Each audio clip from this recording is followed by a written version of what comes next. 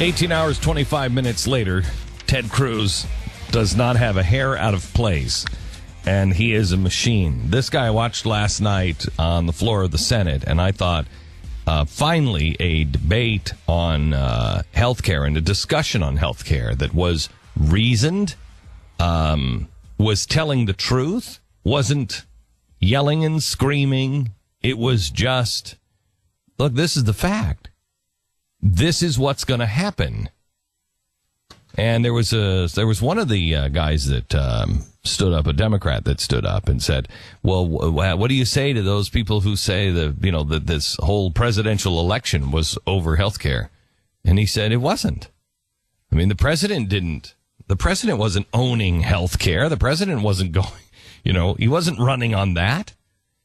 And Mitt Romney certainly wasn't. And while Mitt Romney said, "I'm going to repeal health care," nobody voted for Mitt Romney because of health care, because we knew he's just going to replace it with something else like that. They had the discussion last night about it. This was a broken system. And it is a broken system. And the Democratic response to that is, well, let's fix it. It's a train wreck. That's not my words. That's Max Baucus's words. Harry Reid has even said it is a train wreck. Well, why would you let a train wreck happen? It hasn't happened yet. You're seeing this train move towards the American healthcare system at slow speeds, and you're seeing it come, and you're saying this is a train wreck. No one in their right mind would say, okay, well, let's let the train wreck hit the other train, and then we'll fix it. No, stop the train. And then if you want to build another train, build another train. But this one is on a collision course. It doesn't make any rational sense at all. But it is amazing to me how much of our science fiction is coming true now. How much of what we were warned about in 1984 in Brave New World. And I'm reading Ray Bradbury's Fahrenheit 451 right now. It is reading like a newspaper. It is reading like our conversations that we're having in America now. You won't believe how you can take Ray Bradbury from, I think this was 1950 something or other, and you can pull it right out and pull it off the shelves, and you can read it like a newspaper. Everything that our science fiction writers warned about is here. And by the way, John Kerry is now promising to sign the UN Arms Treaty. What's in this UN's Arms Treaty has nothing to do with small arms with the average citizen. But if you believe that opening up the Pandora's box of signing anything from the UN and signing any kind of UN Arms Treaty, you're out of your mind. Let me go to the filibuster. Mike Lee, Marco Rubio, Rand Paul helped. Here is a year ago, Ted Cruz talking about a year ago, things were different, but times have changed. The argument you make is a serious one, and I would not encourage any member of this body to disregard the commitments they made to their constituents. But I would at the same time encourage every member not just to keep in mind the promises made on the campaign trail, but the ongoing views of your constituents, because as circumstances change, all of us respond to changed circumstances, including our constituents. And so Agreed. One must certainly respect the promises made, but at the same time, in the 9 months we've been here, in the year since the three of us were active candidates, the situation on Obamacare has changed. Look, I very much opposed Obamacare a year ago, 2 years ago, and 3 years ago. The time it was passed, I thought it was a bad idea. But a year ago, the unions didn't oppose it. A year ago, the president hadn't granted exemptions for big corporations. A year ago, members of Congress hadn't gone to the president, asked for an exemption, and gotten it. A year ago, we hadn't seen companies all over this country forcing people in 29 hours a week. A year ago, we hadn't seen one big corporation after another dropping their health insurance coverage, such as UPS telling 15,000 employees your spousal coverage is being dropped because of Obamacare. Your husbands and wives have just lost their coverage. So I would submit, Mr. President, that the circumstances have changed. He's doing this without teleprompter. I think in most cases, he's doing it without notes. These are all things he is thinking of off the top of his head after hour after hour. They're trying to show his, what they keep showing over and over again is his green eggs and ham.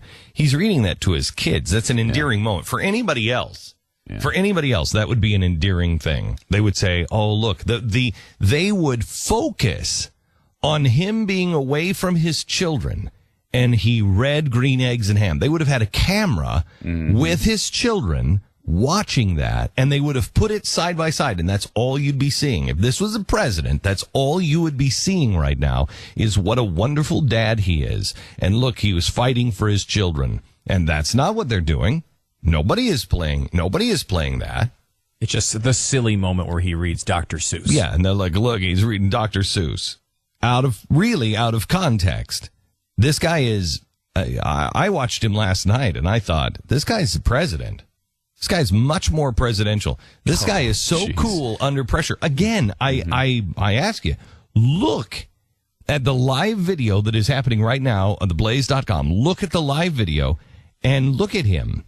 He's been going now for 18 and a half hours, and his tie isn't even undone. Now, I personally... God, the second I'm out of church, man. Oh, my gosh. That tie is completely undone. He's not rumpled. Pants are unbuttoned. He looks, I mean... Belt is off. Wait, where do you go after church? That's before you even make it to the car. All right. Now, here's something else that he said. Quit over Obamacare cut 431. Yeah, this is, I guess, a lot of congressional staffers are quitting because of the care that they're about to receive. What does it say if Obamacare is such a disaster that congressional staffers, and mind you, a lot of these congressional staffers who may tender their letters of resignation are staffers working for Democratic senators who drafted Obamacare, who fight for Obamacare every day. What does it say that staffers would be willing to quit because the quality of health care under Obamacare would be so poor that they'd rather go somewhere else rather than be subject to those laws?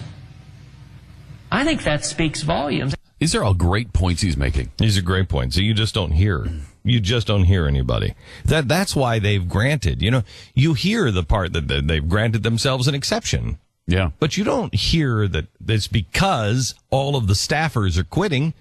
I mean, I was so outraged last night as I was watching this, and I was thinking, and I kept hearing that they have a special exemption. I know that, and I've heard that. But the more you think about it, the more you realize, who do these people think they are? They're granting themselves the exception, and we can't have it. We don't have that power. We can't do that. They can say, look, everybody else, but we're different. And the president did the same thing for major corporations. I don't know why liberals aren't incensed over this. Major corporations get it. I think it's the worst part about it is, like, you can say, all right, well, they can get an exemption because, it would change the structure. What their argument is they would essentially be a pay cut for all these staffers. And look, they deserve pay cuts. But beyond that, if you want that, go through the process of passing a law that says you can do it. Don't just do it. It's not in the president's healthcare system. It's not part of it. They just decided to create it out of thin air because, in theory, they meant to do it originally. That is not how the law works. Go through and have people vote on it so we can see you on record go up and vote for your staffers to get an exemption out of the plan you love so much. That's supposed to be the repercussions of this stuff. Instead, they just do it, and it's up to Ted Cruz to, at 3 a.m, start talking about it. Here is cut 399. The president said that premiums would go down. Do you remember when President Obama was defending the Obamacare bill? He told the American people, he promised the American people, he said, as a result of Obamacare, the average family's health insurance premium will drop $2,500. And he said, that's going to happen by the end of my first term. Now, Madam President, I would point out the president's first term ended 9 months ago. And by the end of the president's first term, that promise was proven not just a little off the mark, not just kind of sort of a little bit not entirely accurate. It was proven 100% categorically, objectively false.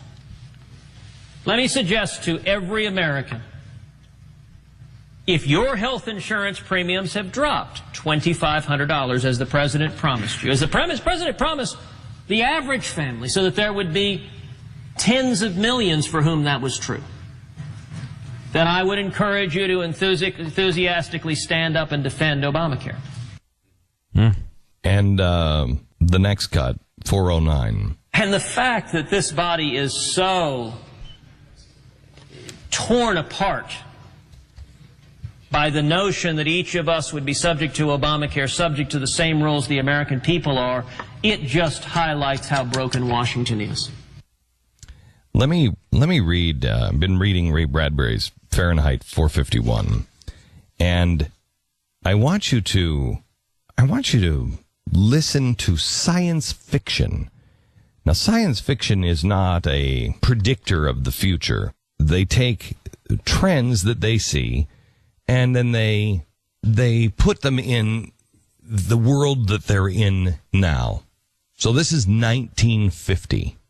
And so you'll hear swell. Things are swell because it's 1950. I want you to listen to this. This is the fireman who goes and they burn books. And so it's the fireman talking to the 17-year-old girl on the way home. And people don't talk to each other anymore. And he says, now I've just lost it here. Here it is. Why aren't you at school? And she said, oh, well, they don't miss me. I'm antisocial, they say. I don't mix. It's so strange. I'm very social indeed. It depends on what you mean by social, doesn't it? I mean, social to me means you talk to people about things. She rattled on about chestnuts that had fallen off the tree in the front yard. You talk about how strange the world is. Being with people is nice, but I don't think it's social to get a bunch of people together and then not let them talk, do you? An hour of TV class, an hour of basketball or baseball or running, another hour of transcription history or painting pictures, and then more sports. But, you know, we never ask questions, or at least most don't. They just run the answers at you, bing, bing, bing, and us sitting there for 4 hours of film teacher. That's not social to me at all. It's like a bunch of funnels and a lot of water poured down the spout and out the bottom, and them telling us that it's wine when we all know it's not. They run us so ragged that by the end of the day, we can't do anything but go to bed or head to a fun park to bully people around. We break window panes in the window smasher place or wreck cars in the car wrecker place with a big steel ball. Or we go out to the cars and race on the streets, trying to see how close you can get to lampposts, playing chicken and knock hubcaps. I guess I'm everything they say I am, all right. I haven't any friends, but that's supposed to prove I'm abnormal? But everyone I know is either shouting or dancing around like wild people, beating up on one another. Do you notice how many people hurt each other nowadays? He says to her. You sound so very old. Sometimes I think I'm ancient. I'm afraid of children my own age. They kill each other. Did it always used to be that way? My uncle says no. 6 of my friends have been shot in the last year alone. 10 of them died in car wrecks. I'm afraid of them. They don't like me because I'm afraid. My uncle says my grandfather remembered when children didn't kill each other. But that was a long time ago, when they had things different. They believed in responsibility, my uncle says. Do you know I'm responsible? I was spanked when I needed it years ago, and I do all the shopping and the house cleaning by hand. But most of all, she said, I like to watch people. Sometimes I ride the subway all day, and I look at them and I listen to them. I just want to figure out what they are and what they want to be and where they're going. Sometimes I go to the fun parks and ride the jet cars, and as they race along the edge of the town at midnight, and the police don't care. As long as they're insured, as long as everybody has 10,000 insurance points, everybody's happy. Sometimes I just sneak around and listen in. I listen in subways, or I listen at soda fountains. And you know what? What? People don't talk about anything. Oh, they must, he said. No, not anything. They'll name a lot of cars, or they'll talk about clothes or swimming pools, and they'll all say, oh, that's swell.